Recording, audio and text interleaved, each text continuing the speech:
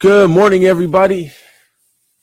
Welcome back to the Journey to Greatness, day 139 of 365 with David McDonald, the GOAT.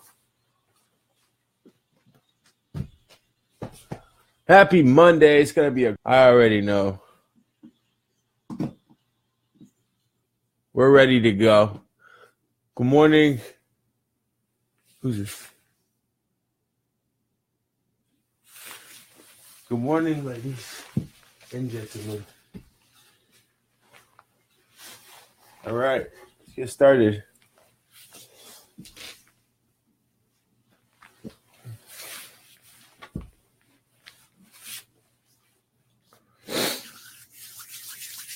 Morning, Liz. How's it going? Happy Monday. All right, let's get to it. We're going to start with our meditation routine. So if you're joining us for the first time, congratulations. And during this process, it's a good time to just sit in silence and focus your attention on the things that you really wish to manifest or create in this lifetime.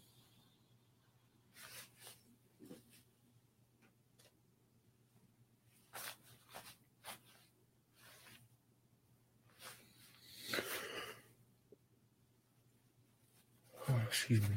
I'll see you on the other side, everyone.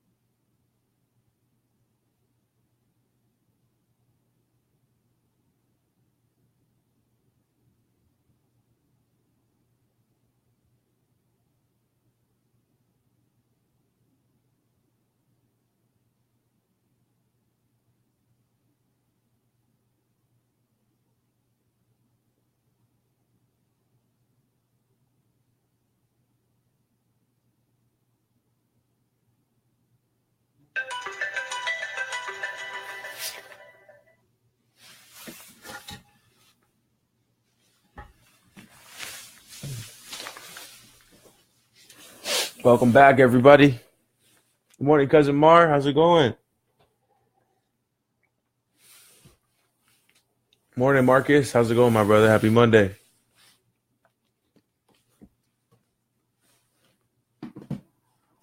Alrighty. So we just finished our meditation routine, and now we're going to get into our reading routine. So I'm currently reading the Think and Grow Rich.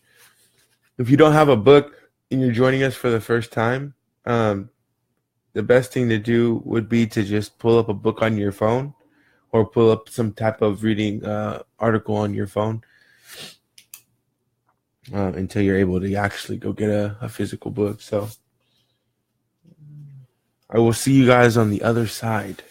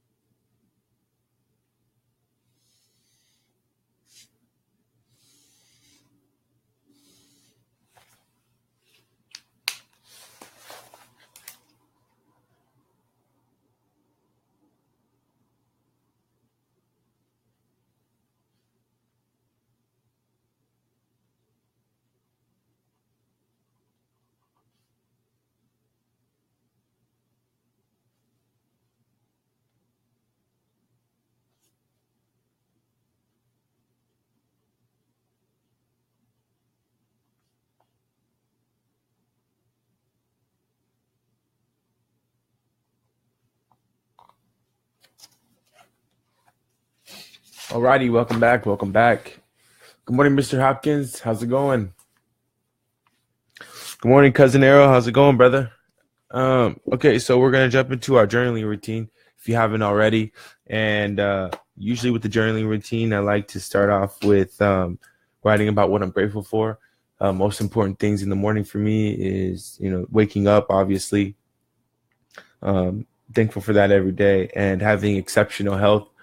Just being able to wake up and not having any problems in that regard. So um, then for the rest of my journal, I just go through a series of appreciations from yesterday's events, reflecting on yesterday's events, anything that I may have learned in the process, and then moving forward, anything I wish to manifest for myself today, and then anything else, in the short here future, and then obviously long-term goals, big-term goals. We're just establishing the small steps to get to the bigger goals. So if you have anything that's on your mind that's kind of bothering you, it's a perfect opportunity to get it out of your mind and see it on paper, and then to strategize and figure out how you can solve either the really good thing happening to you or the bad thing happening to you, however you define it. So um, if you guys have any questions, obviously, just let me know. After this session today, and we'll go ahead and see you on the other side.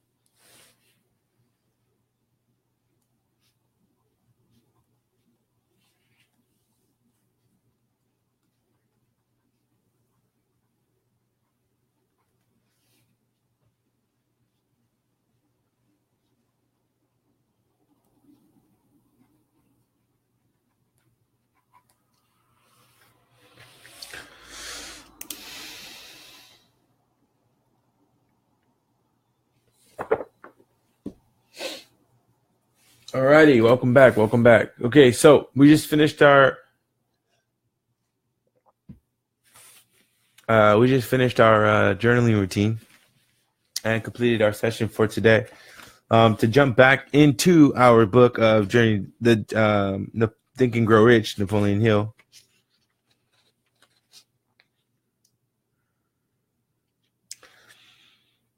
So yesterday we had a very exciting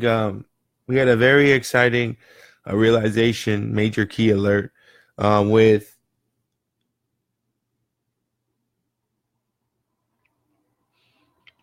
Napoleon Hill. Exactly says that we will never fail.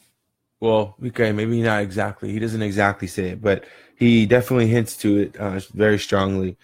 And to recap, but what we do not see, and we're talking about like when we're thinking about persistence, when we're thinking about overcoming challenge, but what we do not see, what most of us never suspect of existing, is the silent but irresistible power which comes to the rescue of those who fight on in the face of discouragement. So during times of discouragement, or heavy times of discouragement, even when we feel like we're failing, we fall down and we get back up, and we're just, every single inch of us, every single breath that we take is a new breath of life, even though we're being trampled on sometimes in life. And so looking up to the higher power that is always watching, that is always on your side, that always has your back, you will never fail. We will never fail. Good morning, D. How's it going? Good morning. Good morning. I'm happy to hear from you, brother. Having a great day too. And so we will never fail. And so now Napoleon Hill segues then into Broadway, Broadway in New York. And he pretty much defines that Broadway is a place where people seek fame, power, and love. And that the only way that you can conquer Broadway in New York is with persistence. And that Broadway will either break you or make you. Simple as that. So briefly, you have a description of persistence is capable of achieving. So then he talks about Fannie Hurst, pretty much, and she was a screenwriter or author of some kind. And then Napoleon Hill just goes into how it'll break you down, and how you can end up begging for food, and it's like, how far and how long are you gonna go until you say, oh, this is enough? But knowing that you'll never fail, you have to take that veil from among your eyes. You have to take that off, the failure veil off, and once you take that off, you just keep going straight on your goal, and you'll feel it in you, because the desire within you is gonna have to be strong enough in order for you to push through all the BS and all of the criticism that you hear from other people around you. Napoleon Hill continues, persistence is a state of mind. Therefore, it can be cultivated. Like all states of mind, persistence is based upon definite causes. Among them, excuse me, is somebody yawn out there? I think I just caught your yawn. Persistence is a state of mind. Therefore, it can be cultivated. Like all states of mind, persistence is based upon definite causes. Among them, these definite of purpose. Knowing what one wants is the first and perhaps the most important step toward the development of persistence. A strong motive forces one to surmount many difficulties. Desire. It is comparatively easy to acquire and to maintain persistence in pursuing the object of intense and desire. Self-reliance. Believe in one's ability to carry out a plan encourages one to follow the plan through with persistence. Self-reliance can be developed through the principle described in the chapter on autosuggestion.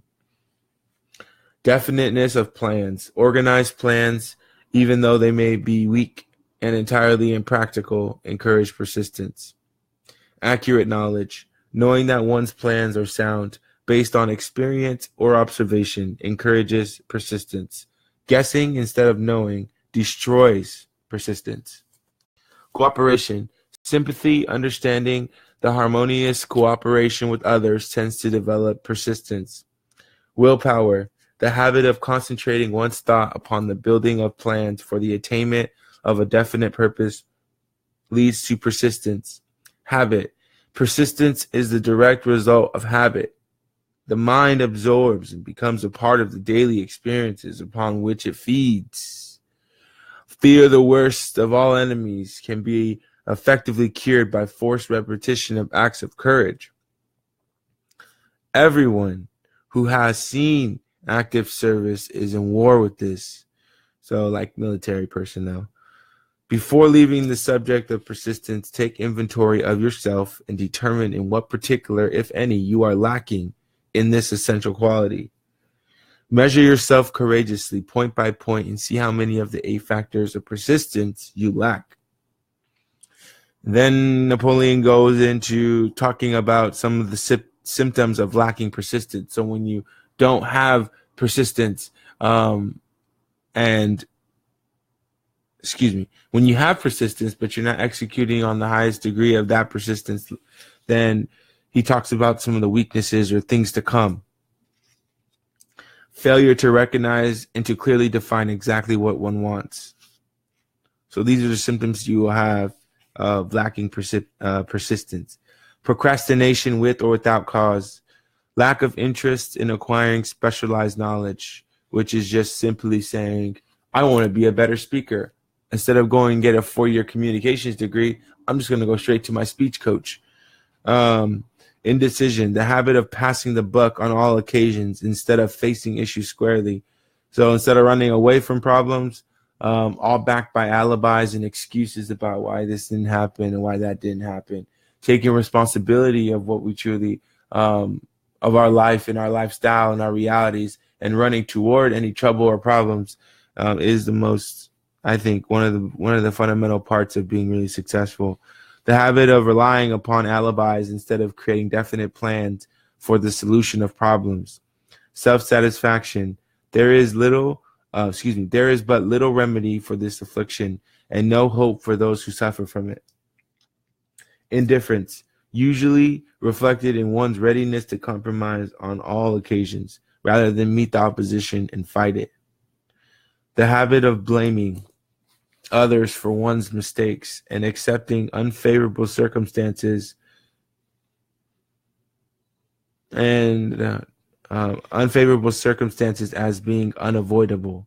So in other words, taking responsibility. It's a lot easy for something to happen to me and say, oh, it was bound to happen to me, rather than taking responsibility and self-reflecting, dissecting the part in which the journey you went wrong, or you may have made the wrong turn, because you never went wrong. The way you went right and got the reality that you wished, even if it was one that you didn't want.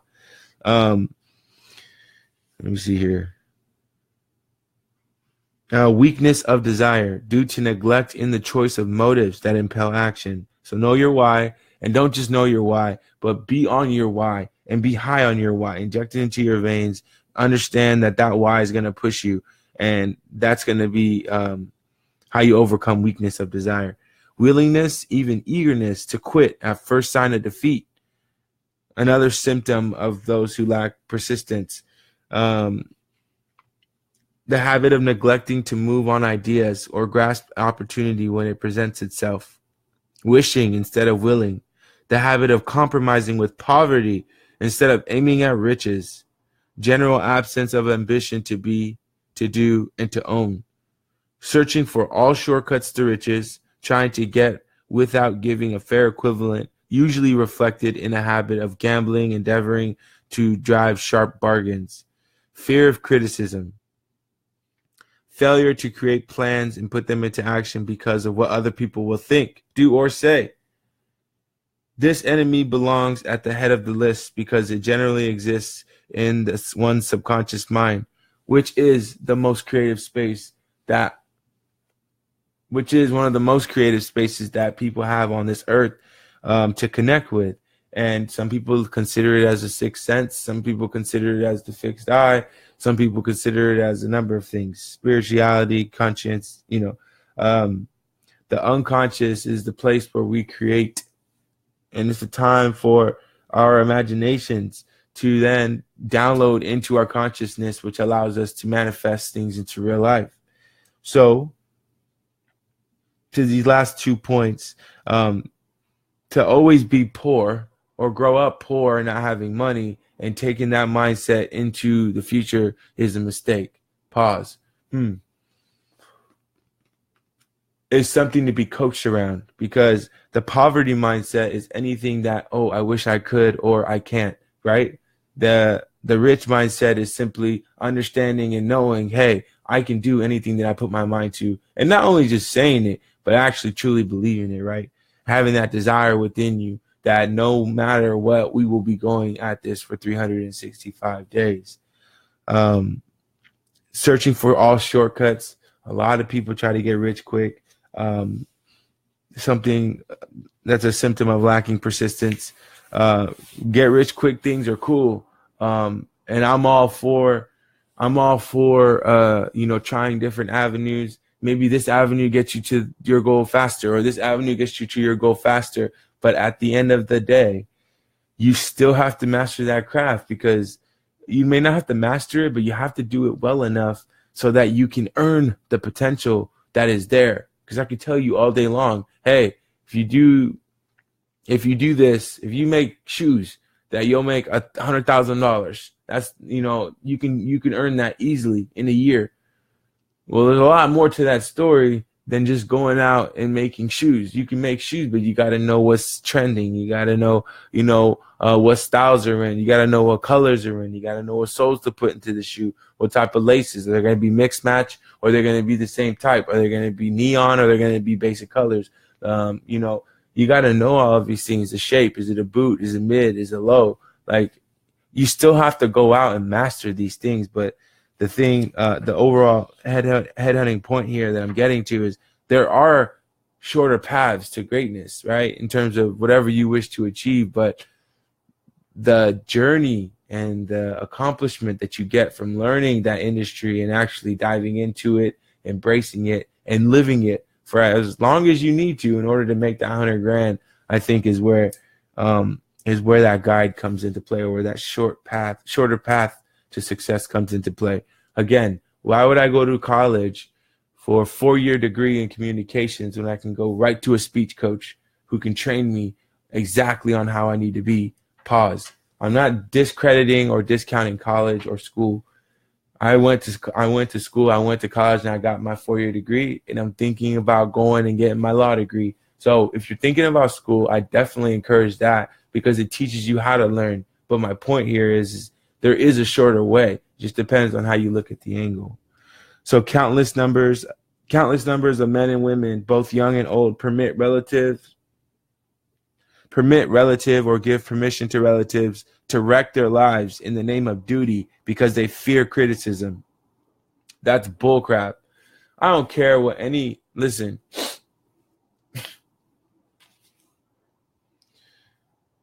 People are not you. People are not you. Only you truly know what you're capable of.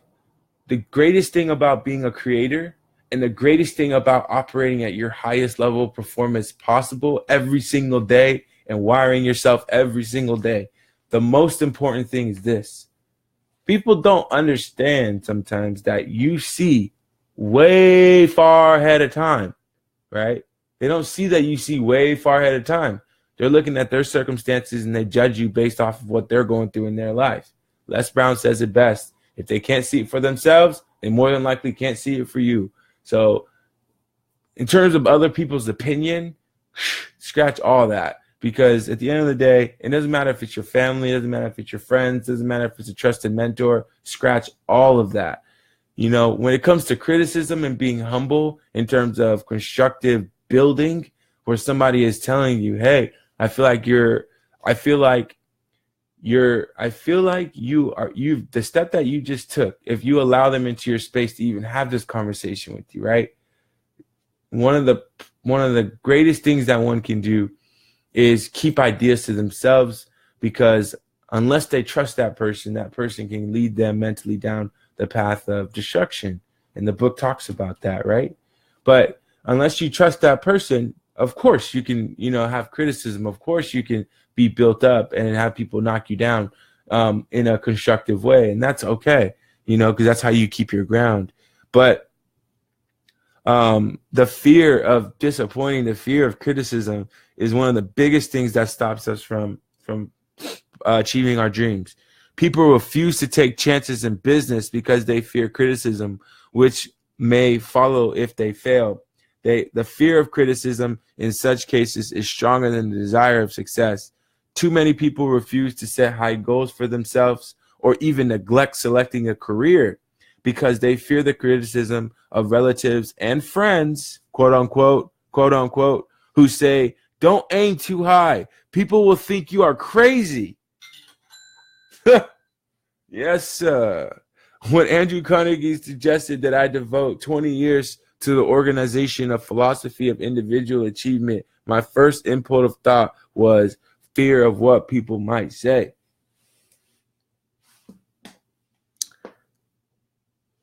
Every minute it lives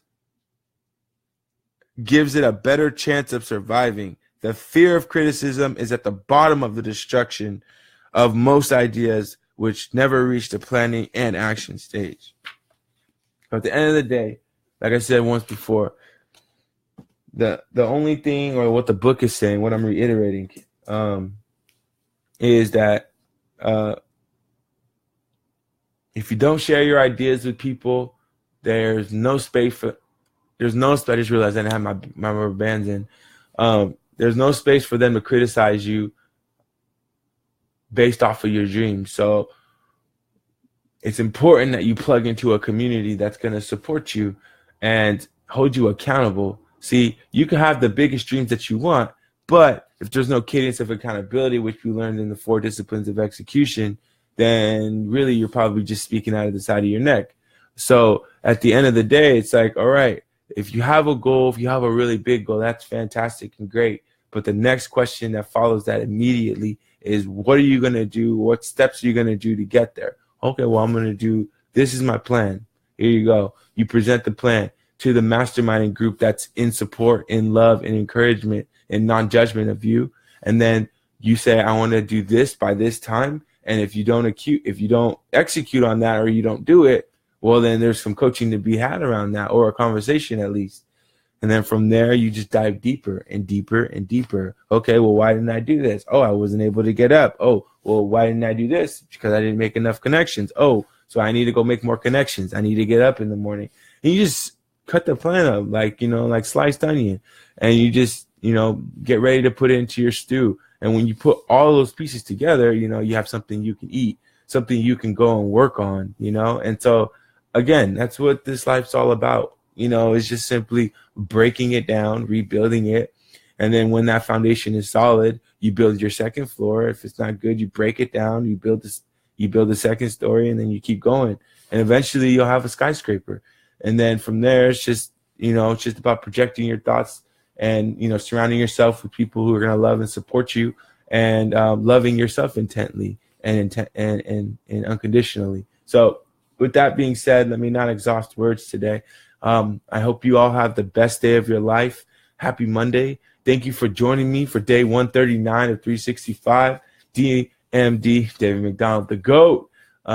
If you are on the page, or if you're on live right now, if you could go to the Journey to Greatness page and press like, that would be awesome. We're at 29. We need one more to hit 30.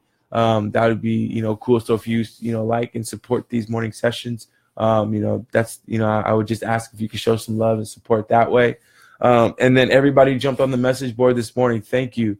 Thank you. I appreciate you guys being here. I can't tell you the cadence of accountability that gives me every day, and the support that it gives me every day. So thank you. I love you guys for checking in and just letting me know you're present here with me. So with that, again, I love you guys. Have the excellent day. No, pause. Have the best day of your life today, and I'll see you tomorrow at 5 a.m.